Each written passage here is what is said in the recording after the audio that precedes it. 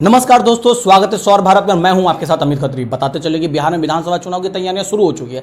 तमाम पार्टियां कमर कस चुकी है जनता के बीच जाने को लेकर। इसी बीच नई पार्टी राष्ट्रीय जनशक्ति पार्टी भी जनता के बीच जाएंगी अपनी उम्मीदवारी को लेकर। अपने प्रत्याशी को उतारे 243 सीटों पर दावेदारी कर रहे हैं बिहार विधानसभा के चुनाव में उतारने को लेकर।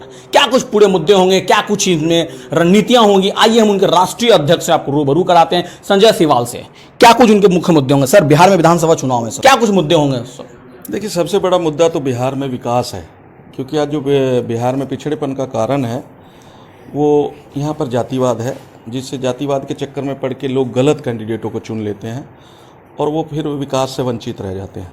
जनता क्यों आपको वोट देगी? जनता वोट क्यों देगी राष्ट्रीय जनशक्ति पार्टी को? आखिर उसने क्या ऐसा किया जो जनता उनको वोट दे? चुन राष्ट्रीय जनशक्ति पार्टी ने सामाजिक काम बहुत किए हैं, क्योंकि ये दिल्ली बेस्ड पार्टी है और बिहार, क्योंकि हमारा जो बैकग्राउंड है वो लोजपा से रहा, तो हम लोग यहाँ बिहार की जनता को ज़्यादा प्रेम करते हैं और इसलिए बिहार में आए और बिहार की जनता राष्ट्रीय जनशक्ति पार्टी को चुनेगी। 243 सीटों पर उम्मीदवार उतारने की बात चल रही है। हाँ, राष्ट्रीय जनशक्ति पार्टी की जो तैयारी है वो 243 सीटों पर है। बड़ी बड़ी पार्टियां बिना गठबंधन से सरकार नहीं बना रही है, ऐसे में आप 243 सीटों पर अकेले दम भर रहे हैं लड़ने को और सरकार बनाने को, कैसे होगा सर? सभी राजनीतिक पार्टियों का अपना अपना एजेंडा होता है, अपनी अपनी नीति होती है और राष्ट्रीय जनशक्ति पार्टी की जो नीति है वो 243 सीट पर लड़ने की है, तो हम लोग अपनी नीति से चुनाव लड़ेंगे। तैयारी पूरी राष्ट्रीय जनशक्ति पार्टी की पूरी तैयारी। जैसा कि कास्ट की बात आपने कहा कि जाति कास्ट बहुत ज्यादा बिहार में चलता है, इसको कैसे खत्म करेंगे जाति समीकरण को लेकर? देखिए, हम लोग अपनी बात कहेंगे बिहार की जनता के बीच में जाके कि भाई जात पात का चक्कर छोड़ो, राष्ट्र से नाता जोड़ो, क्यों जो हिंदुस्तान में जन्मा वो हिंदुस्तानी है। आज जात पात के चक्कर में पिछड़ापन जो है वो बिहार में यही कारण है। हम लोग अपने बच्चों के लिए, अपने देश के लिए अगर कुछ करना चाहते हैं तो जात पात से ऊपर उठ के हम लोगों को जमात की राजनीति करनी पड़ेगी और हम लोग जमात की राजनीति करने के लिए बिहार में आए हैं। इसीलिए हम लोगों ने स्लोगन दिया है कि जात पात का चक्कर छोड़ो, राष्ट्र से नाता जोड़ो। दो बड़ी पार्टियों से आप टक्कर लेने जा रहे हैं, लोहा लेने जा रहे हैं, एक महागठबंधन, एक एनडीए। कैसे मुमकिन कैसे होगा सारा ये पूरा? देखिए, बिहार की जो जनता है वो बिहार में उनके लिए भी उतनी है और हमारे लिए भी उतनी है। हम अपनी बात उनको कहेंगे, जिन लोगों को हमारी बात समझ आ जाएगी वो हम लोगों को चुनेंगे और जिन लोगों को जातिवाद की बात समझ आएगी वो उन लोगों को चुनेंगे।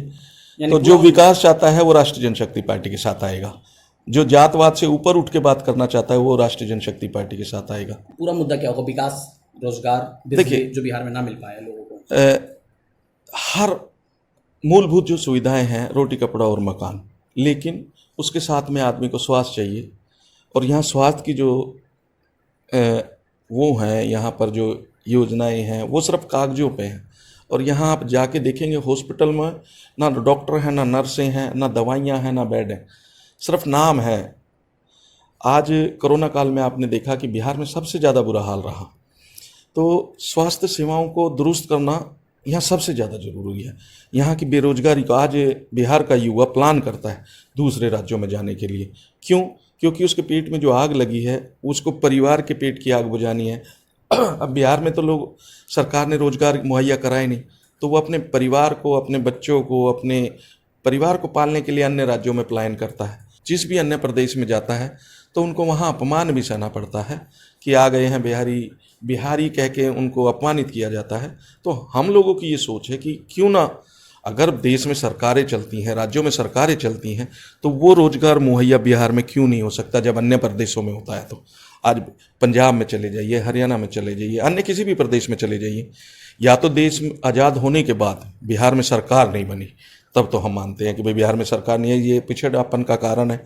लेकिन जब सरकार बनी है, 70 सालों से यहाँ सरकार है, कभी लालू की सरकार रही, कभी नीतीश कुमार जी की सरकार रही, लेकिन इन दोनों सरकारों ने सिर्फ छलने का काम किया। आज बिहार 30 साल पीछे जाता हुआ है। बिहार में अभी आप सड़कों पे घूमेंगे तो बहुत बुरा हाल है और ग्रामीण क्षेत्रों में तो और भी बुरा हाल है। ये थे हमारे साथ संजय सिवाल, जो कि बता रहे थे मुख्य मुद्दे क्या होंगे।